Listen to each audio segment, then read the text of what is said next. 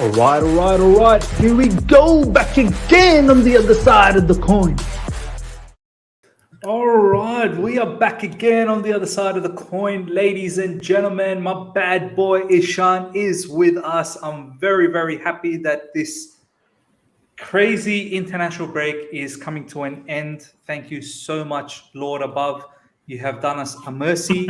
We should take a minute's silence and appreciate this moment, I feel like. But yeah, man, it's been incredible. I'm glad to be back just doing these streams again. Premier League football will be just around the corner. Champions League football will be just around the corner. But there's a lot of news that's happening on a day-to-day basis, and I really wanted to come here today and talk about some of these news and really try and make some sense to it. But before we do all of that, ladies and gentlemen, first of all, Ishan, my man, how you doing? Yeah, man, this international break, meaningless international break is over, and we're back to business. There's lots to talk about, like you said, and things are getting very, very interesting as we approach the next match week. So yeah, man, lots to talk about, and I'm happy the fact that club football is back. Also, it was good to have a little bit of a break, a little bit chilled out.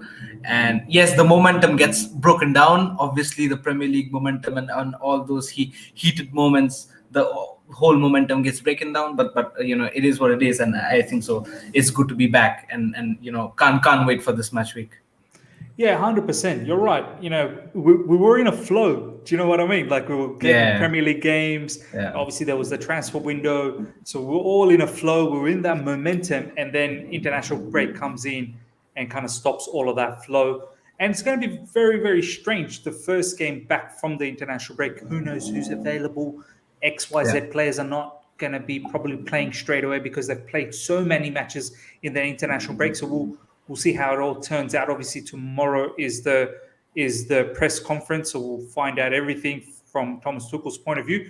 But before we talk about all of that, let's start on today's topics. First of all, we do need to talk about this particular man, and there's some rumors about this particular man. Let's just bring up the topic. So, ladies and gentlemen, Bayern Munich are apparently monitoring Timo Werner. So obviously we'll talk about Timo Werner's international matches during this international break. He's done very good. Obviously he had that crazy miss, which we will talk about. But this is an article from Simon Phillips and his website. But obviously it's it's a link that's coming from this particular and Patrick Berger. I think he's someone who's very well versed in terms of. Let me just see if I can actually bring up that tweet from Absolute Chelsea.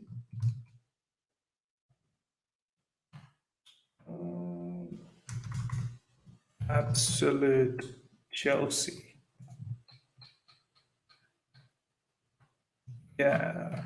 Okay. So where is it?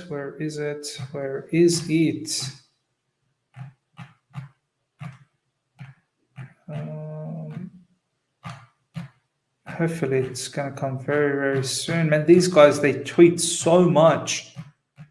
And at the end of the day, they are news. Here we go. This is the one. So Timo Werner's name has already been discussed internally at Bayern Munich since Julian Nagelsmann's arrival. If Bayern don't land Erling Haaland and Robert Lewandowski doesn't extend his deal, Werner is top candidate. And it's coming from Florian Pattenberg, who is chief reporter, Sports One, news for FC Bayern, Bayern Munich, of course, and also Patrick Berger, who covers a lot of the German Bundesliga news. Just going back to this particular article again, goes on to say, despite some horror misses, need to take that out. Despite some horror misses and quite astonishing collection of bad passes in crucial areas, Timo Werner was a very effective player for Chelsea in the first season in West London and was a key component of the team that won the Champions League. The addition of serious attacking talent in the form of Romelu Lukaku this summer has hurt Werner's prospects, though, and was benched from the start in the Blues' last game. He should still have an important role to play this year, but it will be diminished compared to last year. And it already sounds like other teams are circling with interest to try and link up with him. And that's coming from Simon Phillips. I mean, Ishan, I'll go to you first up, my man. I mean, this whole situation with Timo Werner, obviously Lukaku in, we're probably not going to see a lot of Timo Werner this season. It's very, very obvious from that perspective, unless we go too up front with Timo and Lukaku. That's a combination I'm very excited to see. But I know he scored goals against Liechtenstein, Armenia, and Iceland. But I can't help to notice, Ishan, that the monumental miss that he had against Iceland last night, I can't fathom to even think if he has that kind of misses for Chelsea again. Like, that will be so detrimental. I mean, what do you make of all this? Are you okay with Timo next season, maybe moving to Bayern Munich? I mean, where do you stand at the moment with Timo Werner? Yeah, Miss. Once Lukaku steps in Chelsea Football Club, it's quite obvious the fact that Timo Werner is not the first choice anymore. We've got many attackers. Yes, we all can argue the fact that Timo Werner could have played alongside Lukaku, and with one number 10, there could be something created there. But to just look at his whole Chelsea career as a glossary, it hasn't improved. Technically, it hasn't improved a bit. In fact, it seems like he's improving backwards with his technicalities. He's improving backwards. Improving backwards. Yeah, I mean, Miss, it's quite astonishing, man. Just look at the way he used to finish at RB Leipzig under Julian Nagelsmann, who is the Bayern Munich manager now, and that's why he wants a Timo Werner, right? That it makes sense to me. The puzzles are fitting into places. The thing is, the way he finished there, it's quite exact opposite to what he's doing here in Chelsea and also in Germany. Surprising fact is, his surprise downfall in his conversion rate was for Chelsea for the previous season, and now he's showing this for Germany. Yes, he's got a goal, but should I be surprised because he scored against Liechtenstein, Armenia, and Iceland? I'm not surprised, and I shouldn't. And you know what, Ishan, we do need to understand that. Okay, you've scored goals. Congratulations, you've done good. You've scored goals. Yeah, but they are Mickey Mouse teams, man. They're not, exactly. Defensively solid. They're Mickey Mouse teams. Yes, you still need to finish. Good on you. But I'm more worried about the miss. I'm more worried how big that miss was. The whole Bayern Munich situation makes sense to me. Nagelsmann, as you said, has played with him, could get the better of him.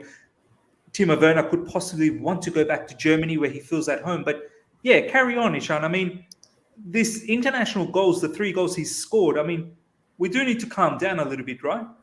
Yeah, 100%, man. It's funny how people, try to portray this all Timo Werner statistics with G/A. Stop it! For Christ's sake, he's a striker. His stats should only show goals, right, and assists separately. And his stats should reflect goals and not G/A. That's kind of an insult to a striker. We bought him as a striker, but if you're showing his stats as G/A, which is also not as very much profound and very much satisfying as the other strikers have been, it's a total fail. Now, the thing here is, Miss, we all might think that he's performed so well in Leipzig, and why not in the Premier League with Chelsea. Maybe that's his space. Maybe that's the area where he's strong, where he has a lot of spaces. When Timo Werner gets a lot of space in front of him, then he goes with his powerful shots, and maybe then he gets good amount of goals. That's exactly the opposite what happens here in Premier League. You're not getting even a pinch of an area to open up until and unless you're a good dribbler or you're a good well built, so that you make spaces for someone else, just like Lukaku's doing now lately. If you're not doing those stuffs, you won't be that much effective in Premier League. But that's exactly the opposite in Bundesliga. The opponents in Premier League, if you compare to the opponents of Bundesliga, it's night and day. Make no mistakes about that. It's night and day. If you had played against Leipzig, you might have played against Mainz and all of those, Hoffenheim and all of those teams. There's a difference playing against Mainz and Hoffenheim and here playing against Burnley, the low blocks, and Brighton. Huge difference. You Yeah. won't get those. You won't get those spaces to shoot. And when Timo Werner does not get those spaces to shoot, he crumbles down. He's not good at dribbling. Nobody counts that. Whenever he scores a goal, very Yeah, well said by his you. close ball control is not. Yeah, I Yeah, mean, listen, whenever he scores a goal, people come up and say 3 matches, 3 goals, 2 assists, 5 assists, 6 assists, whatever it is. But who counts the number of dispossessions? Who counts the number of big chances missed? Who counts the number of failed dribbles? Nobody counts that. And once you start counting that, you'll be humbled by all those big statistics that you show up. The thing is, the one thing that I actually like in Timo Werner is that he, like I said before in the other shows as well, that he finds his way to come up to the team. yeah. He, His you know, he attitude, has, his attitude yeah, is his good. attitude is really good. He comes up and makes a way to keep playing in the playing 11 and contribute to the team. But now it's not looking good enough. I'm not sure if you could say with full confidence that, listen, this is with this player we can win the Premier League. I'm sorry. I'm sorry. This is in the way. And if you feel that we should be starting Timo Werner with Lukaku maybe more frequently since he scored against Armenia, Liechtenstein, and Iceland. I'm sorry. These opponents are way too. It's night and sky when you compare these opponents and the defenses that these teams possess comparatively to what we have in the Premier League against Aston Villa. We're going to play Man City as well and Tottenham as well in the coming days in the Premier League. It's night and day. You cannot compare that. Yes, he's got his powers, he's got his strengths, but the areas that we need as a striker, that finishing ability, that dribbling ability, that one-on-one against a defender, if you don't have that, you're not going to be successful. As simple as that. And if that's the case, I'm not sure if you're going to be successful at this football club. I'm sorry. Listen, make no mistakes about that. Even Alvaro Morata was a big money signing. Timo Werner is also a big money signing as a striker. We also thought that Alvaro Morata would have been in our plans for 4-5 years, but he turned up just like the way Timo Werner is turning up. Thanks for luckily for Timo Werner, he's been assisting well, and he's been trying to cope up with the teams, other team members well. That's why he's been selected more often. But Alvaro Morata did not show that. That's why few years down the line he got released. I mean, he got sold to Juventus. Again, with Timo Werner, if we've got Lukaku who can score goals, we've got every attacker settled in the position. We've got Mount, we've got Havertz, Pulisic, Hudson-Odoi waiting, and also we've got Ziyech who's in good form but still not getting chances. If this is the way Timo Werner is gonna play, I'm sorry, he's gonna face the axe. And then, like I said, he's a man on a ledge, and it'll be very difficult for him if he keeps performing like that. Doesn't matter, miss. If I speak good or bad about him, doesn't matter. If you speak good or bad about him, Chelsea Football Club won't tolerate that. If this season he does not show up with his numbers, with his goals, and with his improvement technically and tactically, I think so he's a goner at the end of the season. See, the thing with Timo Werner is, I can see a lot of people in the live chat. There are positives. Yes, his movement is a very positive, but at the end of the day, he's been brought into Chelsea Football Club to score goals, and that is.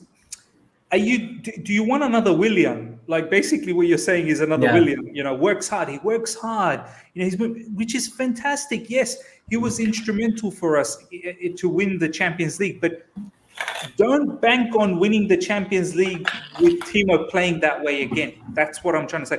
You need goals. Like this commentary from Flyers, but a different player doesn't get a chance to get that miss. Let's not pretend that Timo Werner is the only player in world football that has great movement. There are players that have very, very good movement as well. Timo Werner's movement is very good, but I'm not going to say Lukaku doesn't have good movement. Have a look at his movement against Arsenal where he scored the goal. He literally held up the play, passed it to Kovacic. Kovacic then found Reece. And before Kova even found Reece, Lukaku was making that run into the box and he threw Mari away. He literally threw him away. Ishan and I, we were doing the watch along and we saw that his movement was immense. But the thing Lukaku does is when he gets into those positions, he's lethal. He's calm. Yeah. He's so prolific. You tell me this. If that was Lukaku in Timo Werner's position against Iceland last night, I highly doubt Lukaku misses that. And Yeah. the reason why I'm talking about this miss, I'm not saying players can't miss. Footballers can miss. Ladies and gentlemen, by the way, we've got 50 people live right now. Smash the like button. Let's get those likes up to 50 straight away. You're going to enjoy this stream because we've got a lot of things to talk about. So let's get those likes up to 50 straight away. And if you're here for the first time, subscribe. I'm literally 10 away from 7,500. So let's get those 10 subscribers. But Ishan, I am not saying players can't miss. Players Yeah. can miss. Players will miss. That's not the issue. I am talking about monumental misses when it's open goal, no goalkeeper. Literally, all you need to do is just tap that ball and it's inside. There is Yeah. no one there. These are the And it's misses not the that- first time. It's not the first time. It's not the first time. It's not the second time. It's multiple times we've seen. Yeah. To a point where Timo Werner has said last season when he had that miss against Macedonia, that big miss for Germany for Macedonia, Timo Werner has come out publicly in recent times, I think it was in May, that it did affect him. That miss has affected him. And then when he came back to Chelsea, he didn't feel right. He felt the pressure that he had to score goals and whatnot. And maybe that could be a particular situation, Ishan, this season that maybe the pressure could be a bit off because Lukaku's there. But even then, Ishan, I feel like if you're in Chelsea Football Club, the pressure is never off. But Miz, the thing is, what else would you need as a Timo Werner? Just think about this. Yeah, when Timo Werner came on and he was scoring goals, we were all excited and very happy. In fact, even before we signed him, we were really happy of the fact that Timo Werner is coming on. The thing here is he started scoring goals, and out of nowhere, the goal just dried up, and then he was not getting any sort of goals whatsoever. And then the downfall came in. But the thing here is, Miz, just think about this. We've got earlier it was Frank Lampard, and now it's Thomas Tuchel. He's a German manager, and he backs Timo Werner to his, and Thomas Tuchel is such a great manager that he understands, and he publicly came and said that, listen, these things happen. He is a goal scorer, and he will score goals, and he will get his chances. That means that you've already secured your confidence, in your manager. That means as a player, you don't have any pressure from the manager side because one, he's a German manager and you can, always look up to him whenever you have a downfall. Second, when you've got your position secured, when a manager comes out in the public and says that, listen, these things happen, and the more he plays, the more game times he plays, the more confidence will build up in him, and he can eventually be better. Yeah. If you have that security as well, you don't have any sense of fear in terms of gaming time, and that's exactly what we saw in the last season. Third, the fans are behind Timo Werner. I'm talking about just Chelsea now. Fans are behind Timo Werner. Every fan, really backs him. We've got a song regarding Timo Werner, and we all back him. Even right now, we are backing him. We're just basically talking about the fact that Bayern Munich are keeping an eye on Timo Werner because Bayern Munich's manager, Nagelsmann, managed Timo Werner. And that's why this story is coming up. So, continue, Sean. Yeah, so that's what I was saying. Even the Chelsea fans back him to bits. It doesn't matter even if he misses many chances. We still go and back him. Yeah, we sing his song loud and in the stadium as well. Now here goes Chelsea. Now second thing, he's in German national team. A manager called Hansi Flick, who's a multi-silverware, sextuple winning manager. Hansi Flick. He comes out and says that he believes in Timo Werner and he wants him to be in his squad, and he believes that he can actually get something out of Timo Werner. So again, even in terms of your national squad, you somewhere down the line you've secured your place. Next, along with your German fans, you're being supported very much well. Where is the problem? You're missing there, you're missing here. How and when are you gonna get improved on your skills? If the likes of Thomas Tuchel and Hansi Flick, these two, Galactico type of managers cannot improve you, how in the blue hell are you going to get improved? I mean, is there any manager in the world that can improve you? I don't see that. If you're missing that with Hansi Flick and doing the same with Thomas Tuchel, I'm not sure that how you're going to improve. And this is getting serious now. And if the thing is, sometimes it happens that, maybe with Julian Nagelsmann, he's more comfortable and out of nowhere, he starts scoring goals again in Bayern Munich. So be it. It's good for him. It's good for Timo Werner. It's good for Julian Nagelsmann. It's good for Bayern Munich. So be it. he might go out there and score back again, and that might be, Timo Werner's level and ability to score against, maybe a Hoffenheim or a Mainz or Schalke and all those, teams and all those defensive lines. But that might not be his ability to score against a team in the Premier League. So be it. It is what it is. But the thing is, improvement has to be there, and I've not seen that. It's been over a year now, and after that miss there are technical questions on him, on his technical abilities. There are questions on him, and that's the concern. Bro, technically there are a lot of questions. His control lets him down a lot of the times. His decision making, sometimes when he's meant to cut in, he goes away. We've seen it. Let's not pretend we haven't seen. Now, this particular comment, I do want to address this. Bonolo, thank you so much for the comment. It takes time for players to adapt to the play style in the English Premier League. Even players like Yaya Toure had to adapt their style. Let's just relax and back our players. No need to microscope evaluations. It's not about microscoping evaluation. We're not finding small little issues. We are talking about an issue that has been an issue with Timo Werner for a very long time. So even at Leipzig, when he was banging in goals, he was missing. However, in Leipzig, he was getting away with it is because there were a lot of chances. So he was still getting those goals. Whereas in the Premier League, yes, Chelsea creates a lot of chances, but it's not like plethora of chances where you can have, say, 5 chances and then you can score 1 goal. No. In Chelsea, maybe you get 3 chances, and you do need to. Sometimes you may not even get 3 chances. You may get 2 chances because defenses in the Premier League are a lot more solid. So when Timo Werner, the caliber of misses, I'm talking about the caliber of misses, you can miss, but when you're not hitting the target, when there is no one in the goals and you're not hitting the target, and the way you missed, you were literally collapsing. Your body shape was wrong when you were about to go for that shot. That's what I'm worried about. Had that been a Chelsea match, it would have been unbelievable. I'm telling you right now, it would have been unbelievable, that level of misses. So I'm praying and I'm hoping that Timo Werner has a very big season. I can't wait to see Timo Werner link up with Lukaku, see how that combination happens. I think it could be very lethal. But if Timo Werner doesn't capitalize on that, as Brent Smith, I think the next comment that I saw from Brent, which was a very, very good comment. I'm just going to bring this up. Let me see if I can bring up Brent's comment from somewhere very early on here. Yeah, here we go.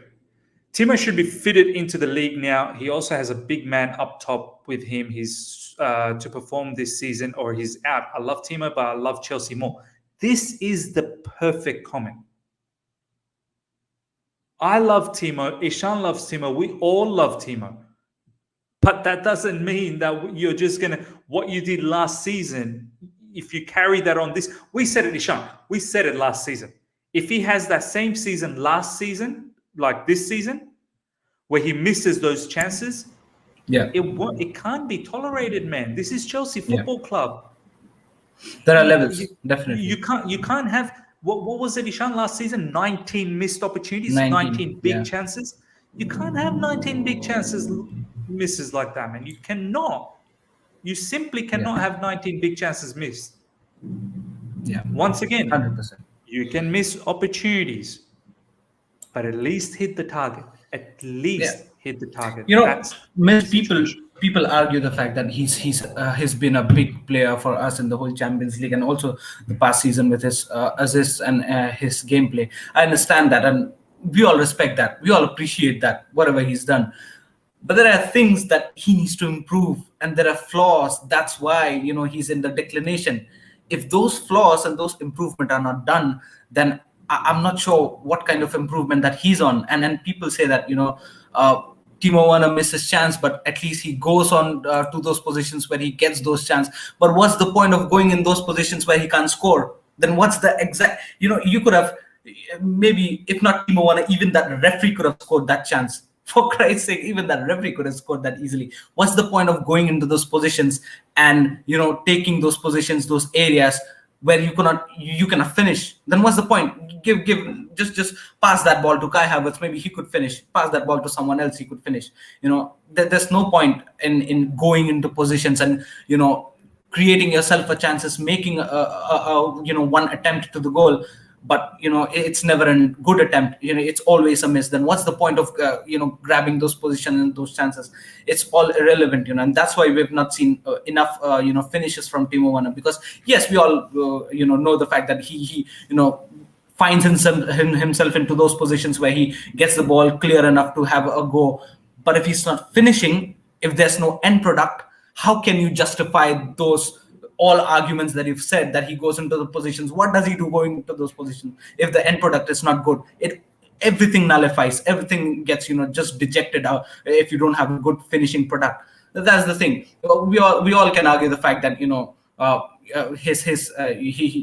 has that pace in him, his all good abilities. Yes, very good. But then there are things that he needs to work on. And we all back our player. Till a player wears a Chelsea badge in him, we'll be backing him regardless of whatever he's doing. But the thing is that there has to be improvements, and you cannot play in this level if you're missing at this way. You know what I mean? And then people might say that when is the time that Timo Werner cost us a match? Are you waiting for the time for Timo Werner to cost us a match? Just imagine if Kai Havertz wouldn't have scored that Champions League final goal. Timo Werner already missed 2 or 3 big chances in that Champions League final itself. And if Kai Havertz wouldn't have scored that, there you go, Champions League final lost. Would you have counted that, or are you waiting for the day when Timo Werner actually misses something that you'd count as a loss because of Timo, and then you'd count that? It does not happen, man. The thing here is, the bottom line is, there has to be improvements, and if that improvement is not visible, there is a problem. 100%. And honestly, Adi, I appreciate you being in the live chat. Thank you so much for being here, and thank you so much for commenting as well. But honestly, Ishan, I really get annoyed when I see this sort of stuff. Like when we say that Timo Werner has missed opportunities, big chances, and then people comment, well, Salah's missed 19 big chances. Vardy has missed. Look at Salah's goal tally. For Christ's sake. This is not a legitimate conversation. Like, what is this, Hardy? Mo Salah, 2021, which was last season, 37 games, 22 goals, 5 assists. Champions League 10 games, 6. All up, insane. 51 games, 31 goals, 6 assists. I mean, if Timo Werner is banging in those numbers, then no one would care that much. Exactly. The reason is Timo's not, and this is where Timo's at. Timo's 6 goals, 12 assists. Great, 12 assists. I love the fact that he's putting the assist. But one of the reasons for us getting Lukaku is because we're not getting the service up front. We're not scoring. Timo Werner, 52 games, 12 goals, 15 assists. Salah, 51 games, 31 goals. Goals are the ones that win you the competitions. Do you know what I mean? And I'm talking exactly. If you're comparing 19 chances missed to 6 goals scored with 19 chances missed to 22 goals scored, you're absolutely debating it in a wrong way. It's absolutely so not good to compare. Yeah. So well said. Just to repeat that, if you're comparing 19 missed opportunities with 6 goals being scored, as opposed to 19 missed opportunities with 22 goals being scored, it's not a comparison. It's not a comparison. Now, to throw a spanner into all of this mix, let's talk about this next particular player, which this is why I'm getting a bit excited about the whole situation. Armando Broja, Ishan. Yeah. He is been on fire in international break. This is what he did last night. Came on at halftime, 58th minute assist, 61st minute goal, 80th minute assist. So a goal and 2 assists. I believe he also had, let me just have a look at Albania fixtures. I believe he did some production in other matches as well. Give me 1 second. So obviously that was against San Marino. Let me have a look at against Hungary. Winner against Hungary. Wow, that's a big goal. Armando Broja, 87th minute, the winner. against Hungary, who were very decent in Euros, to be honest. And then, of course, they lost to Poland, but Sokol Sikale Shiki or whoever is scored. But yeah, he scored against Hungary, 2 assists and a goal against San Marino. I mean, Ishan, this is a player, and his finishing is ruthless, Ishan. I saw his goal against San Marino, the one that he just scored here on the 61st minute, and also the one against Hungary. That was a very he was literally the only player up front, dragged the ball up and then smashed in a long range shot, which was on the near post. Very good finish as well. I mean, Ishan, this guy's stock is rising, and I feel like if someone like Timo Werner does not have a very good season this season, this brother will. I have no doubt he'll break into Southampton very soon. Southampton against Newcastle. Yeah, He came off the bench. I'm just looking at the lineups. He came off the bench, as you guys can see here. He came off the bench, and then before that, I know it's not County, but Armando Broja 2 goals, and I believe there was some assists there as well. So I feel he's going to break into the Southampton team very, very soon. And if he continues on power for power, like Ishan, look at this Southampton team, man. I have no doubt he will break in. They've got Che Adams and Armstrong up front. Adams is good, Armstrong's good, but Broja's stock's rising. Like he reminds me of another sort of Lukaku type of a striker. Like he could progress into that type of a striker. What do you think about his prospects, man, and him possibly? If Werner was to have a poor season again, Werner's position could come under a lot of scrutiny with this guy's stocks rising. It's already under scrutiny once Romelu Lukaku steps in your team. It's already under scrutiny. We all know the fact that he might not start for the majority of the games, and it's high time, because we know the fact that signing Romelu Lukaku with that amount of money, he's not going to sit on the bench. Majority part of the season he's going to start. Next, we all know the fact that Mount and Havertz are going to start for the majority of the games, and Werner would be chipping in tactically maybe whenever Thomas Tuchel wants him. The thing here is Armando Broja. The moment when Chelsea gave him a 6-year deal, if I'm not wrong, it was a 5-year or 6-year deal. It was a long-term deal, 5-year deal. Yeah, 5-year deal, and then send him to Southampton. I knew the fact that he was one of the future prospects for us, and then we're going to sign him back. He showed good glimpses in the preseason as well when he played for us, and it was looking very sparkling the way he played. His hold up play is amazing. Again, he's a well built guy. His hold up play is very good, and that's an important part of his gameplay as well. Also, like you said, his finishing, it's ruthless. It's ruthless. I mean, his vision is absolutely spot on. Just look at the way he's assisted as well.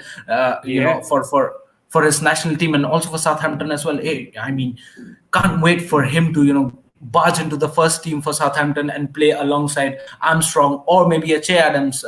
Just for the sake of playing in the playing 11, doesn't matter. But what the thing is, I think so. He's on his way to play in the get into the playing 11 for Southampton, and once he does that, it'll be a good thing for him to get the gaming experience, the game time. It's so important because yes, Southampton are a little bit of a dungeon at this point of time in this season, and it'll be exciting to see how this guy single-handedly takes them out of crucial important games, how this guy performs, and with that added on pressure, he'll become a better player. Game in, game out, he'll become a better player, and he's really, really young. Also, one thing is that I'm so excited to see once he's back to Chelsea, the way if he learns with Lukaku, both of these guys are left-footed player. It'll be a massive, massive learning experience for Armando Broja as well. Knowing the fact that Lukaku is also a left-footed player, he's also one of them, and both of these are proper number 9. I think so. If this is the way Armando Broja plays for the next coming seasons, Chelsea's future is in a very good hand. Bro, Armando Broja technically looks very good as well. His technique, physique, So he's got the strength, so he can compete in the Premier League. Technique, control of the ball, pace, hold up play. He is looking like a proper striker. And you know what? I'd be very surprised if Southampton don't start using him as a starter very soon, because they could use him like their level of Lukaku. Do you know what I mean? They could use him as a focal point. Can you imagine, Ishan, Armando Broja and Tino Livramento whipping in the crosses? Wow. Wow. Tino Livramento is having a fantastic Yeah. start with Southampton. Yeah. That link up could be unbelievable. I mean, Yeah. it would be for Southampton's benefit, because at the moment Yeah. Tino Livramento has been Southampton's best player, to be honest. His 100. explosiveness on the right side to give that attacking impetus, Yeah. and then someone like Broja, that absolute brute strength. Yeah. People, they get wet about Erling Haaland. Yeah. We've got Broja, who is not in Haaland's level yet, but he's showing signs. Yeah. He's showing Ishan, glimpses. that this guy could be phenomenal. And I Yeah. love his attitude. He's just got that. You can see it when I'm just going to bring up some of his pictures, man. I mean, like he's just brute, man. Like strong boy. The aggressiveness you need in a striker. Aggressive. I mean, honestly, Ishan, what do you think, like from Southampton's point of view, before we start talking about Chelsea perspective? Tino Livramento and Broja, that could be a big turning point for Southampton. Yeah, 100%, man. And these two guys are there to prove themselves as well. Livramento, he's come out of a permanent transfer from Chelsea, and he's playing in that right back position. He's been the Chelsea's Academy Player of the Year, being a right back, which is a huge thing, and he's there in Southampton now to prove a point. And he started the season brilliantly. I mean, yes, he's looking a huge prospect for Southampton. Like we all know, Southampton, they're in a little bit of difficulty, financial as well, but these two guys can be a huge prospect for them in the coming seasons as well. Also, like I said, Armstrong is in a good form. He looks very good, Armstrong, and also Che Adams sometimes comes in and chips in with few goals as well. So this is a light of hope for Southampton, that Armando Broja and also Livramento can do a little bit good to them. If not, maybe not against the big teams or the big six that we say, but again, at least they can have an impact and learn from these experiences, so that down the lane in the season they can absolutely improve. Also, they are so young and technically very sound. We all know how Livramento has been playing in the past few games as well, and Broja is showing good signs. The best thing about Broja is he's scoring against Southampton, with Southampton and also with his national team.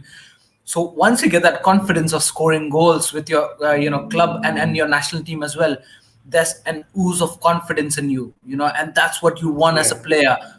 It's such an important time for Broja to score goals. He's out there. He's so young. He's out there for loan in Southampton, in a Premier League team, and also in his national team. He's been scoring. It's really good. It's really impressive, and the way he played for Chelsea as well in the preseason. The moment he played the first match, I remember I told that, listen, he's been very impressive. He's looking very sparkling. Was it that Spurs game, or was it that Bournemouth game? I think it might have been the Bournemouth game. Bournemouth game. He looked good in that preseason, man. Yeah. He looked very good. Just quickly, I'll touch on the Chelsea perspective comment as well. Armando Broja for Albania this week, 57 minutes played, 2 goals, 2 assists. That is incredible, man. And look at the finishings as well, miss. Top class finishings. Ruthless, they are not tap-ins. They are exclamation marks, bro. Big top class finishing, man. And also weak foot finishes as well. I saw one right-footed long range finish. Top class, man. Yeah, man. Look at this. Armando Broja versus San Marino. I know it's San Marino, but still, Armando Broja is in his young days. 45 minutes played, 1 goal, 2 assists, 2 shots on target, 5 chances created, 88% pass success. Before he came on, Albania was only winning 1-0. And then at full time, it was 5-0. Very, very impressive. Very impressive. Looking at some of these stats over here. Just quickly, what else? I don't want to show the goals. I'll get in trouble from copyright. Yeah, look at this. 19-year-old Armando Broja came on halftime for Albania and ran the riot. I mean, that's incredible for a player to do that. Just on this one, from Chelsea perspective, I still cannot believe we let him leave when we only have one out-and-out striker. I'm kind of okay. Look, when the transfer situation was happening, and Ishan knows this, I was fine to have him as a backup striker, but I can see the point of the loan as well, because then he gets to play. I'm pretty sure soon he's going to break into the Southampton team. And he's already played for Southampton in the cup game, in the Carabao Cup. I think if it was Chelsea, I don't know if we would have seen enough minutes. And minutes are important because that's how you impress. That's how you're going to break into Chelsea. By being in the bench, you're not going to be able to break into Chelsea. So, I mean, Ishan, are you in agreement with that the loan was a good move for Broja, because he will now get that opportunity to really impress, and then next season he puts his hand up that, hey, Chelsea, it's up to you. You either sell me because I'm really good and I can get a start somewhere else. Southampton will probably be one of the teams that will probably look for him, or you start putting me into the plan. I mean, do you think the loan was a good move? Yeah, it is, and there's a really good comment to this answer as well by In Life No Limits. This is the perfect answer you can have. And that's what we were talking about. If you'd remember, I said that if we did not sign Lukaku or Haaland, we should have kept Broja. But now, since we signed Lukaku, it's clear as day that we're not gonna get a lot of Armando Broja play, because Lukaku is a big money signing, and we definitely would need to play this guy day in, day out, and we cannot bench him. Armando Broja and cannot be jeopardized. His game time needs to be exposed by some teams or the other, and it is Southampton, and well and good for him that he's playing in the Premier League, and very well said by In Life No Limits that we cannot restrict a player from developing, and I'm so happy the fact that he's gone out to Southampton. He's scoring goals there. Most importantly, he's scoring goals for his Albania as well as his national team, and that'll ooze his confidence. He couldn't have that confidence if he bench warming, regardless of the fact that he's having Romelu Lukaku beside him, trying to learn things. But you need match practice. You need your presence in the pitch. You need a presence.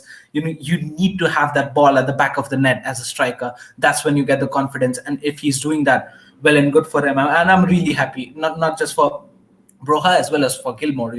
I'm really happy that they're getting the gaming time. Although we can argue the fact that we might have kept Gilmore, but then we got Saul, and it's all fine. It looks perfect to me. But yeah, Armando Broja, the way he plays, I think so.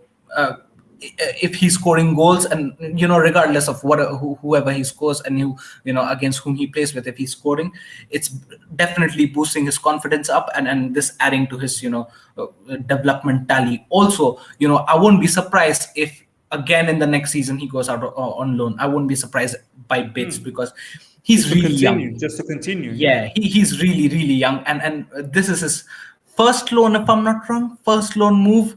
And the one before was Vitesse. So Vitesse. Oh yeah, it's a second. This is loan first move. Premier League move. Yeah. First with Chelsea, right? If I'm not wrong, first with Chelsea. If that's the case, he was still part of the Chelsea whole setup, a big part of the academy, but he went to Vitesse. This is his first proper Premier League senior. I mean, Vitesse.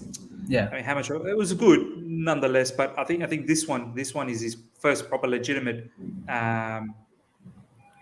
Yeah, but I mean, with his age, we can say that he can definitely afford another year loan, easily. Then maybe another Premier League club, or maybe a championship club, just for argument's sake, and then he can come back, join Lukaku and the rest of the lads, and it all depends, Ishan. It all depends. If Broja has a big season for Southampton, yeah, then he needs to probably break into the Chelsea team at least as a backup. Give Romelu Lukaku that that backup sort of sense. But if he has, let's say, an average season, Yeah. maybe one more loan. Do you know what I mean? But Miz, even if he has a good, season with Southampton, and then he comes back, he definitely not getting the gaming time that he comparatively got in Southampton that he'll get in Chelsea. No way he's gonna start over Lukaku, right? The only thing that we can expect is that he'll be starting ahead of Lukaku in maybe then the Carabao Cup games initially, in the FA Cup games initially. But But you know apart what, from though, that, Ishan? He yeah, could possibly force, and this is just hypotheticals, ladies and gentlemen. We're just throwing out some ideas out there.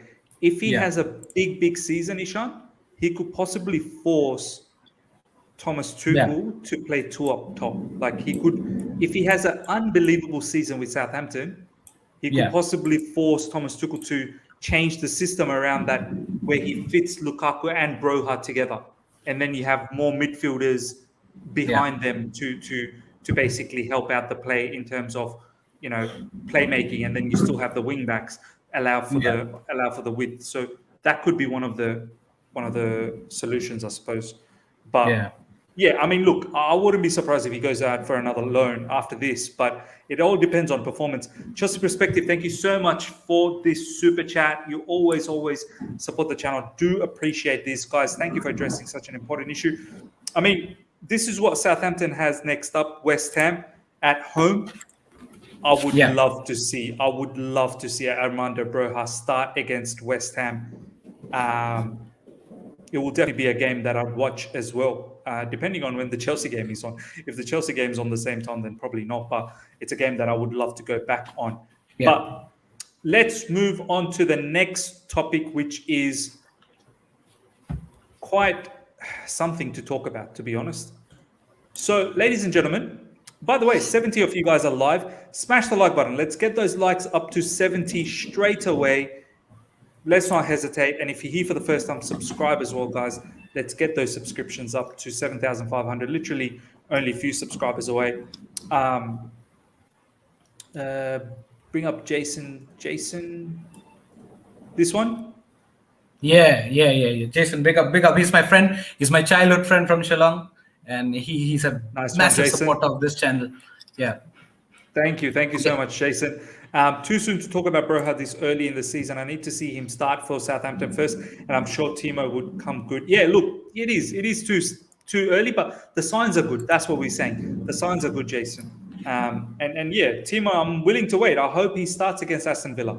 I really do hope Timo starts against Aston Villa and he does well. I hope he banks in the goals. No, This guy saw Timo Werners miss last night, and then he still says Timo Werners is gonna be a Chelsea legend. I'm surprised how he's saying that, but it's fine. It is what it is. I love it. Ladies and gentlemen, next topic. Christian Pulisic limped off for USA on 60 minutes last night per NBC Sports Soccer after knocking knees. It doesn't look to be anything bad, just a knock. And he can be seen over here that he's limping off. Now, straight after this tweet, this one came from Simon Phillips.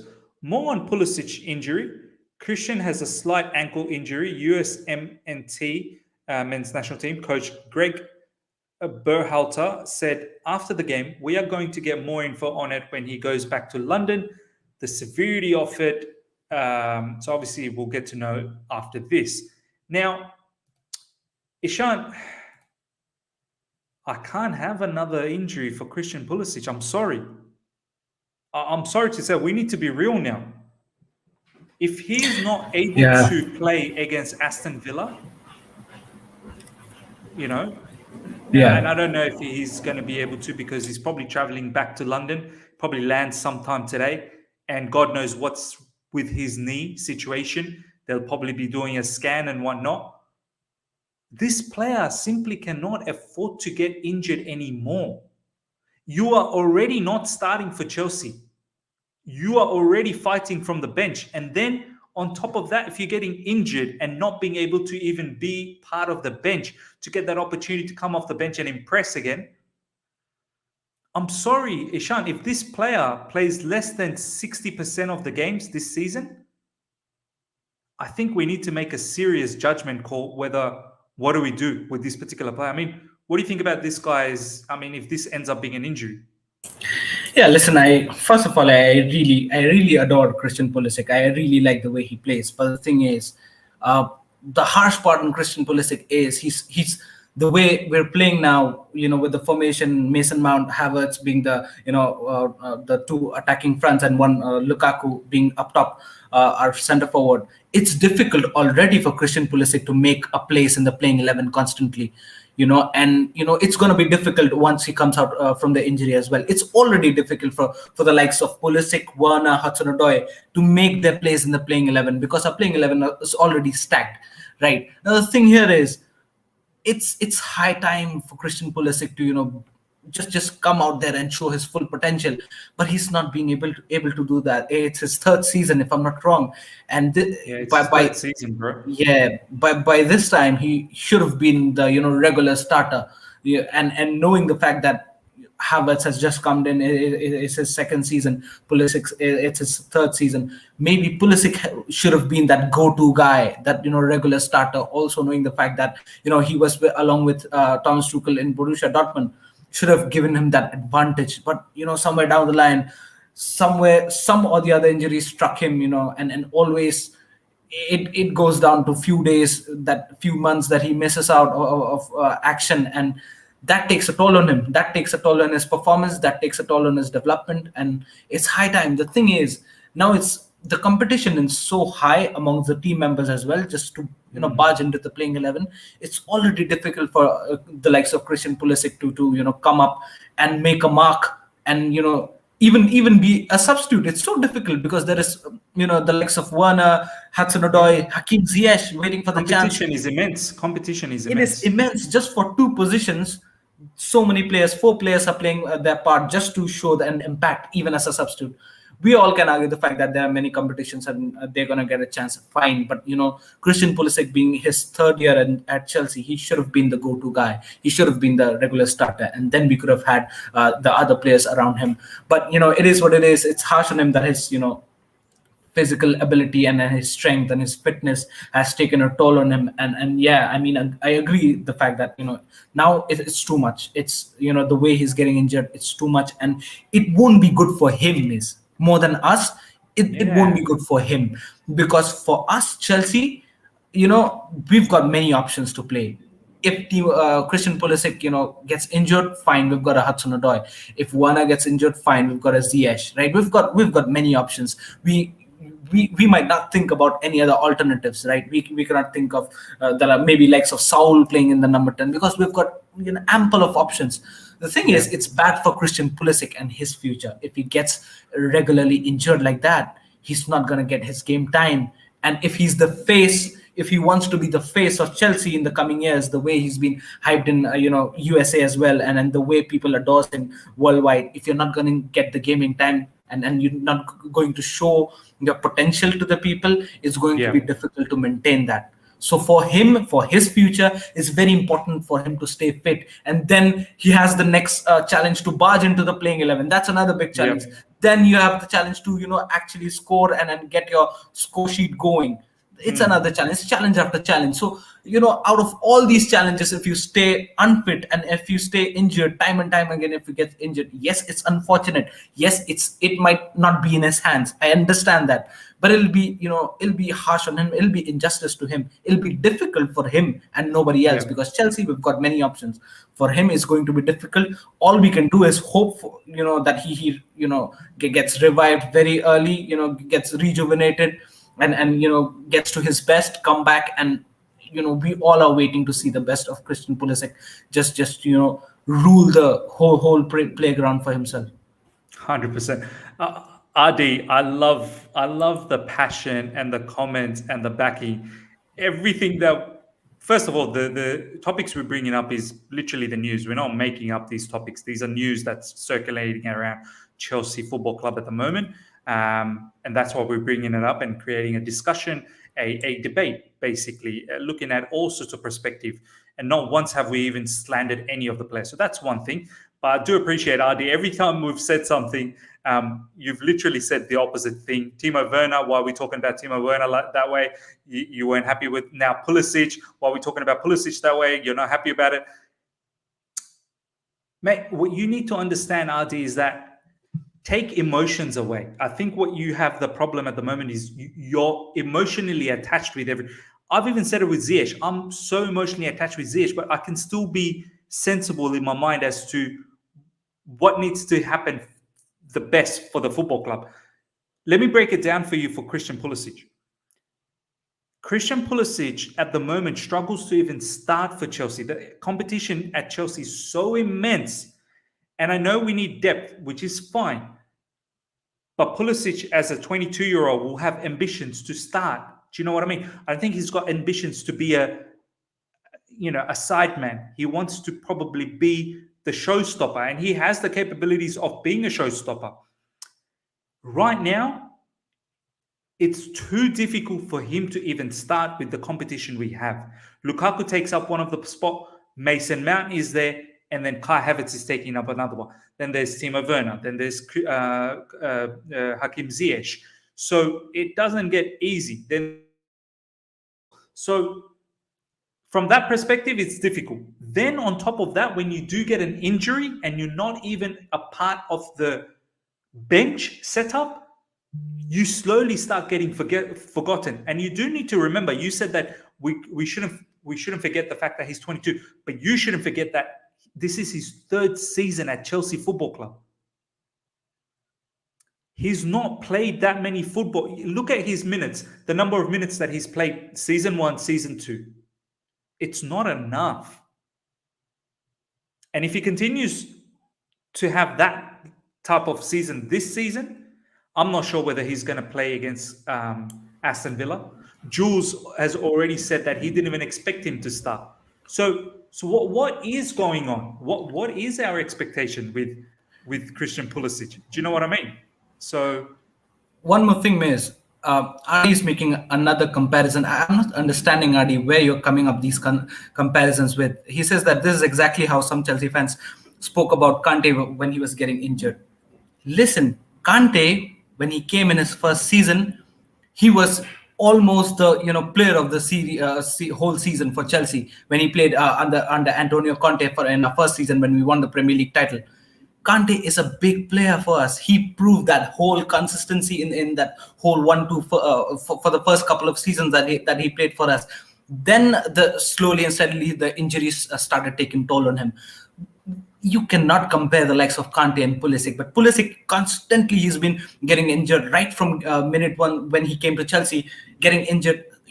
When you cannot say that you've had a whole season without Pulisic getting injured. He was injured, every 2-3 months or so. He was getting injured. Bro, and he could tell me a time where you can remember Pulisic playing 10 games in a row.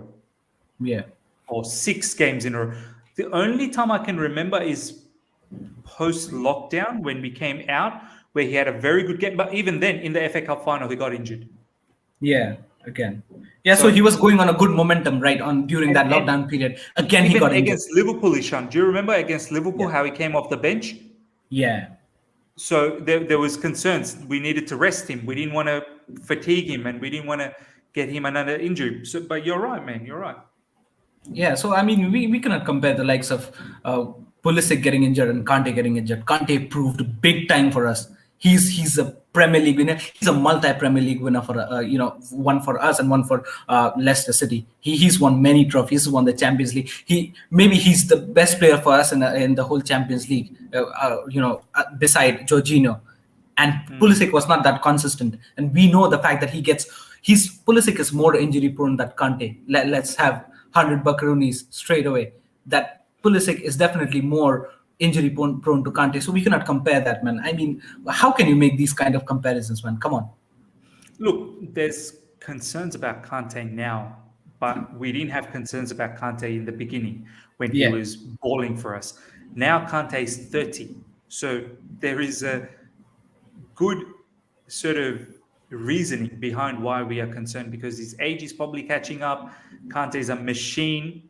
Your body cannot last like that forever. But Christian Pulisic at the age of 22 is picking up so many injuries. Something needs to be, our physios or something. In Matisse's channel, Ishan, we were talking about that Someone like Eden Hazard, when he came from League 1, the Yeah, first season he struggled as well because he was getting booted left, right, and center. But then second season he bulked up his lower half of his body. We all laugh yeah, about Eden Hazard's bum, big bum, yeah, but he bulked it up. He bulked up his calves. He bulked up his, the hips area, made it stronger yeah. because he knew that he needs to do that in the Premier League. You need to use your body and you need to stay Exactly, fit. Um, exactly. I mean, Ishan, do you feel that Pulisic probably just needs to do that? Just needs to bulk up his lower body a little bit, where he is a little bit more stronger. Do you know what I mean? Yeah, yeah, he needs to, man, and this league demands that. This league demands that. Nobody's, kind of saying that that's a disadvantage, but that's a need. You need to have that. If you don't, you might survive, but if you need to conquer, you might need to have that a little bit extra, strength, physical ability in you. But it is what it is. Even if you don't have it, it does not, it does not prove that you're a bad player. You'll be a bad player. Now, there are many players who are not very well built, but they are still one of the best players you'll see in Premier Leagues. But the thing here is, you need to have that, consistent fitness in you. You know what I mean? You can't be you can't be 22 years old and getting injured months after months after months. And there's that momentum for you. The momentum is so important as a player. Just you saw that goal, the first goal against Crystal Palace that he scored, and then again this injury concern. So Yeah. it is what it is. I mean, if there are injury concerns, nobody can do nothing about it. Maybe even Pulisic can't do anything about it. There's one comment that I read. I forgot the name, that someone said that even Robben was the same way. He got injured Yeah. so often, and Yeah. look at what he is. He's a footballing legend, Arjen Robben. Yeah. He went out in Yeah. Bayern Munich. All the injuries fade away. Why? Because it's the league's demand. Is this Premier League's demand that you need to have maybe a physical build, you need to have that fitness in you, and if not, maybe a different league might suit you where it's not that much physical. You might survive that, and you might actually excel in that, become one of the best players in the world, just like Robben did. So it is quite evident, that Robben example, that you need to have physical fitness. And at this point of time, we can all hope that this recent injury is not serious. Hope he gets his gaming time. Hope he comes back stronger, and then he starts scoring. Yeah, I like this comment here from Declared. Still at this young age, he's getting injured too many times. It's going to get worse unless they really do something about his body with major work, which will lead to time out of the game. Yeah,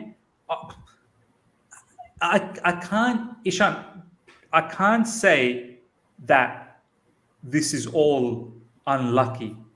When you've had that many injuries and that much time off, it can't just be down to luck. He's been unlucky. He just needs a good, luck with not getting injured.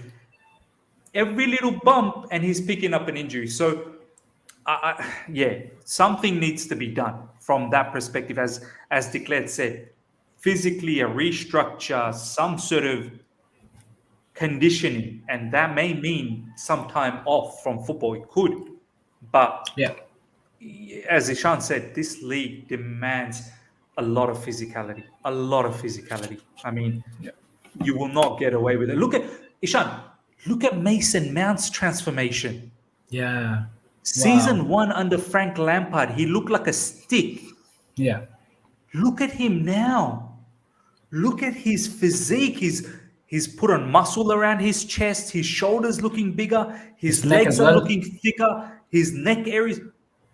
That's a prime example that this brother he's done something. And even Havertz has to do that.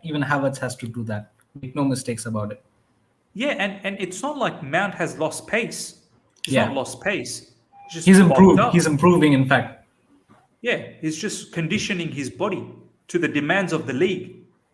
So it's very important, man. All I'm saying is I believe in Pulisic as well. Believe in Timo Werner. 100% I believe in Christian Pulisic's talent. The damage he did post-lockdown, I will never forget. But for me, that seems like a distant memory now. I can't just hold on to that and then see season in, season out if he's not available. He needs to be available. So that's very, very important.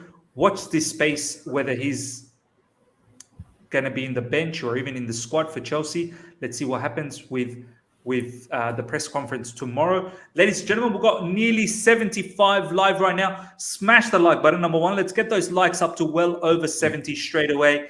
And participate in the poll as well, whether you want, whether you'd be happy, would you be okay with Timo Werner to Bayern Munich? Participate on that poll. 59% are saying that better suited for Bundesliga. And check out the video recently that I did for Leroy Sané with Bayern Munich fan Arvind. Do check out that particular video, which is pinned to the messages right now. It's interesting to see that. And obviously, Leroy Sané has been doing really well. And, we've already mentioned players like Callum Hudson-Odoi, Pulisic, Ziyech. This is a very, very big season for them. Do look out for the preview tomorrow. We'll have the Aston Villa versus Chelsea preview after the press conference. So once the press conference is over, we'll have it. So roughly around 2 p.m. UK time, we'll have that. Premier League football will be back, which is fantastic. Do join us. Ishan will be there, and Daniel, my other Aussie brother, will be joining us as part of the preview gang. And then Saturday, ladies and gentlemen, madness. Ishan and I will be doing madness in this channel.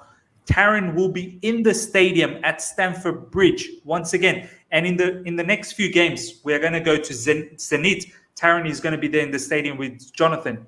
The channel has been able to buy them the tickets. Man City, they'll be there as well. So the channel has been able to buy them the tickets.